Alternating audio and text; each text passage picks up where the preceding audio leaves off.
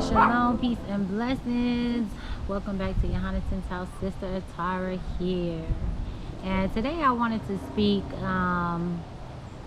about, teaching our children essential skills.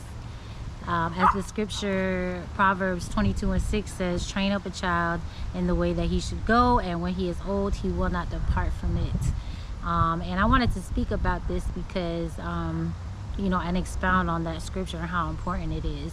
My daughter and I, we were in the kitchen, and I wanted to, we homeschool her. This is our 4th year homeschooling, and on top of homeschooling, we are teaching her real life essential skills. So expounding on that scripture and how important it is to train up our child. And we grew up in a westernized society or a modernized mindset. Parents who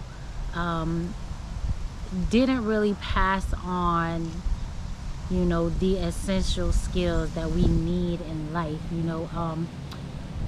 Our parents would say that all they had to do was feed you, clothe you, and put a shelter over your roof, and that was it. And then they put you out by the age of 16 sometimes, or by the time you're 18 or ready to go to college, they put you out and expect you to be ready and prepared for life and the world.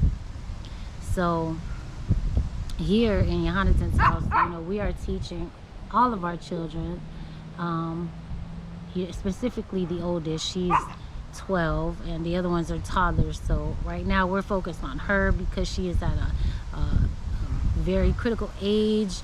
And me as a wife and a mother, we are preparing her for marriage and motherhood.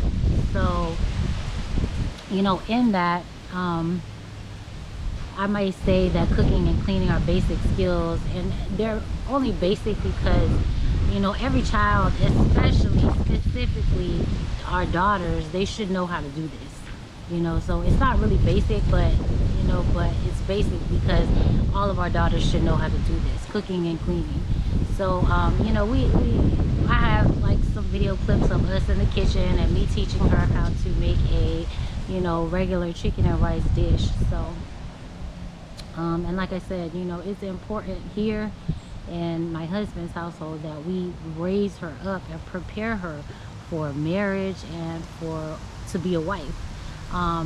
And it is good to be the example for your children, but because we already come from that, a lot of our westernized and a lot of our parents say that, oh well, I did everything I could to raise you, and they think that they did that because they were the example. They showed us, instead of actually taking that quality time that is necessary for the growth of your child or your children.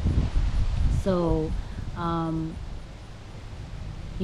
rearing our children in the way that they should go. In today's time, they say that the children or the child has the rights, and they know what they want out of their life. No, this scripture, we're training the child in the way that we would have it, in the way that he should go, in the way that we want them to go.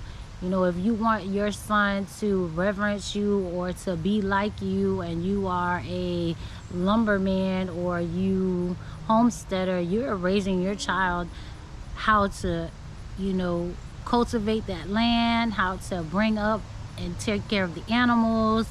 So you're teaching that child how to be a homesteader one day. So you're training the child in the way that you would have him go.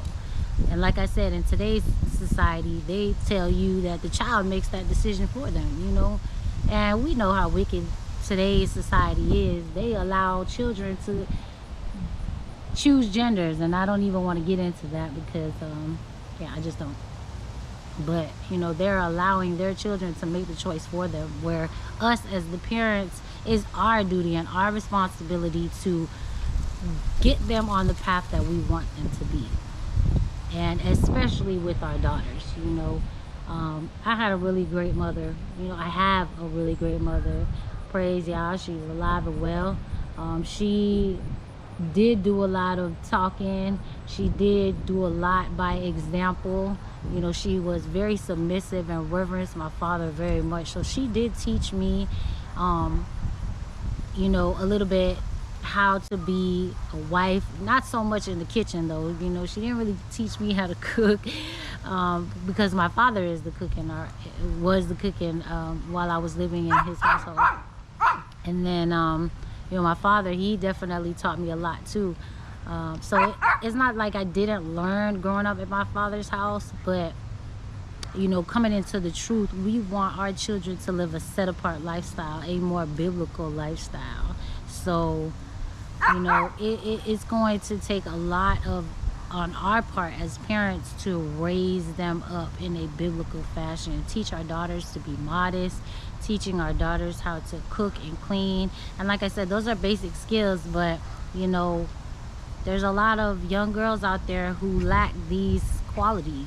They lack knowing how to keep a bedroom and bathroom clean. They lack knowing how to prepare a simple chicken and rice dish. So sadly it is so. But coming up in this truth also, we teach them biblical knowledge, understanding, and wisdom of the scriptures, and me, by being the example for our daughter, I'm showing her by my daily duties in the home, homeschooling her, reverencing my husband, being respectful to him, because yes, our daughters are paying attention to us mothers. They, especially at the age preteen and teenage years, they're very they're growing, that's for sure. So if you see something in her, she probably got it from you. If she's got an attitude towards you, she probably got it from you.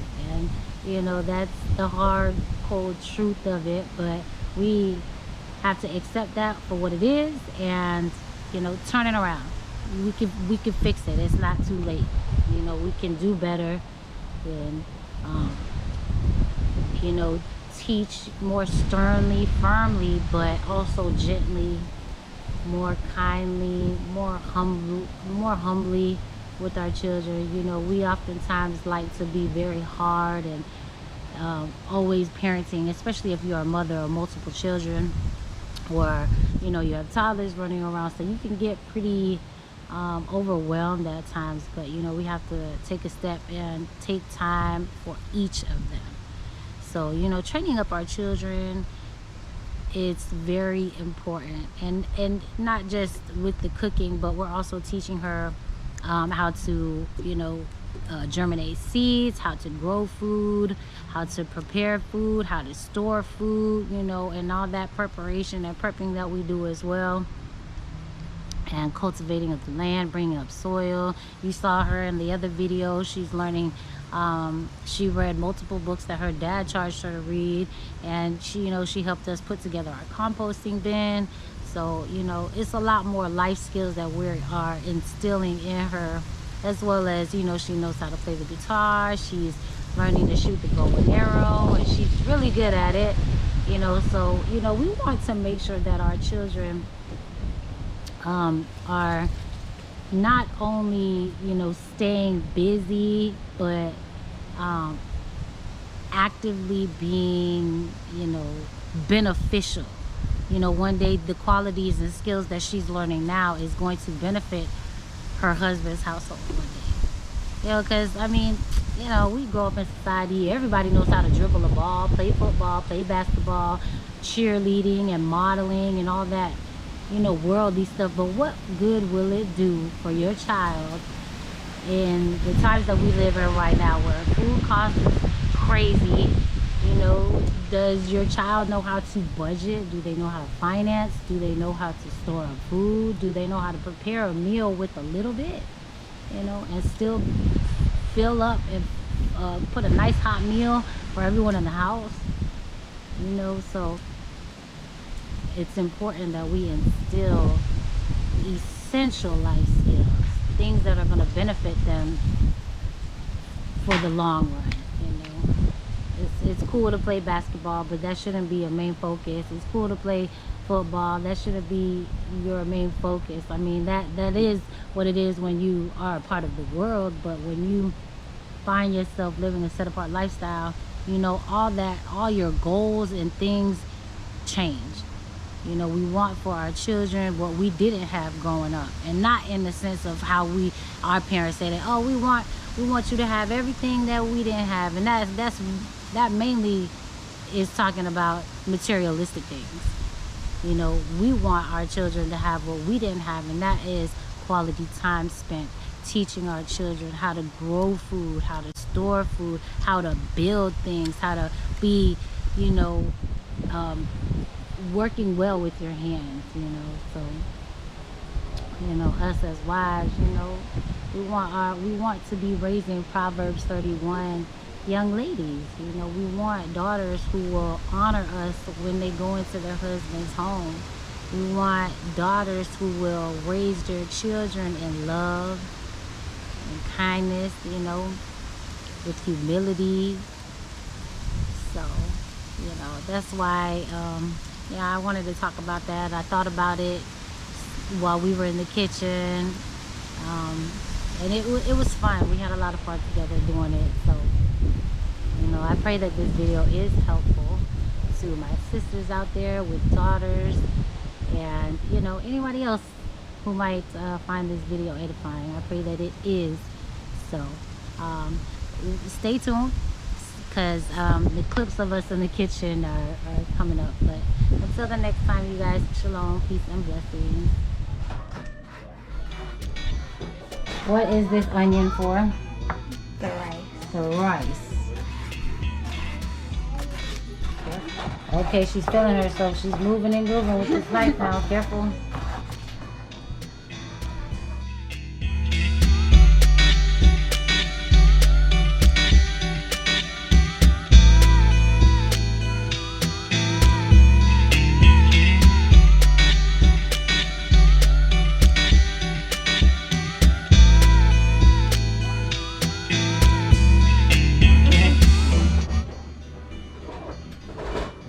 I feel like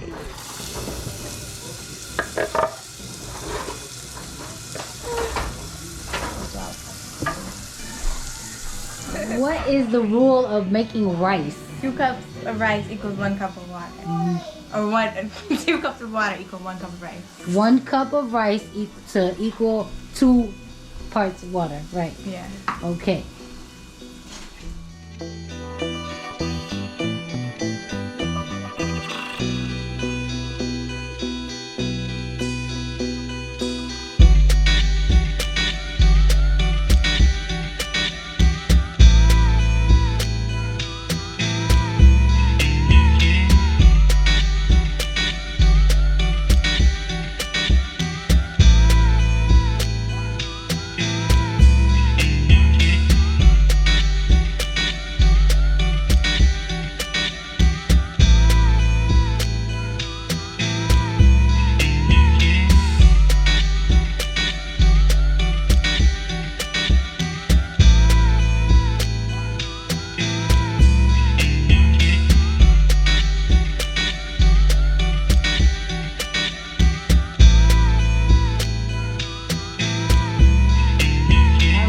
So what are we doing now?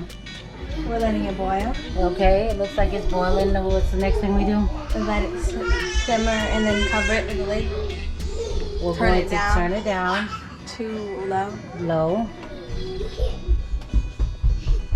Get the cover. Cover it. And now while that's sitting and cooking, what are we going to do? We're gonna sear the chicken. We're going to pan sear our chicken. All right. What kind of chicken you got here, Maggie? What you season it up with? Onion powder. Onion powder. Garlic powder. Smoked paprika, salt, pepper, herbs, and some Cajun powder. And we coated it a little bit with some olive oil. Yeah.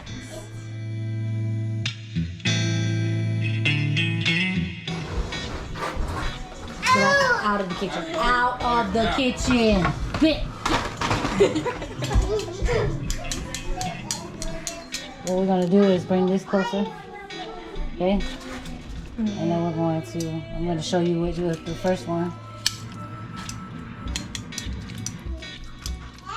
Put the skin side down first. Alright, that's it. Another one on? Yeah. Hold that thing properly, maybe. That's not how you hold on. That's not. Skin down first. And you don't just throw it in there, okay? Place it in there. Oh, now it's just gonna cook.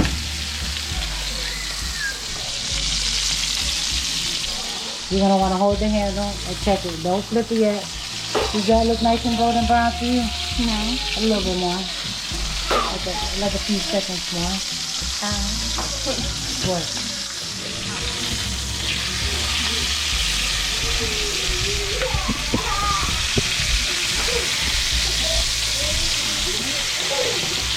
Okay, now that's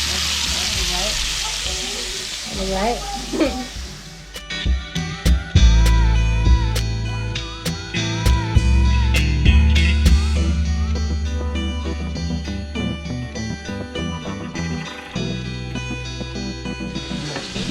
It smells good up in here, Maggie.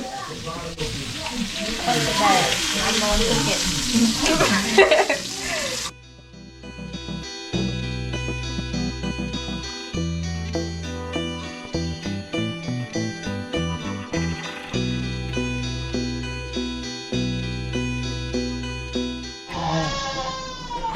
So how do we know when our chicken is ready, Maggie? What temperature? 165. The chicken needs to be 165 degrees in the middle. And we have it So we're gonna check the biggest one in here, and you're gonna get it close to the bone. like right here. Right here. Not even close. So like you can 20 poke it a minutes? couple. So like Not even close. 5 more minutes? Not even 5 more minutes. Like 15 more minutes. Chicken is done, and it looks and smells good. How do I do this now? That's definitely not how you do it. Chicken, we got the rice, and we got some green beans. What you got in those green beans? Salt, pepper, and garlic powder, and butter. Some butter. All right, that's good. That's good. Alrighty. Le voilà. Les chicken.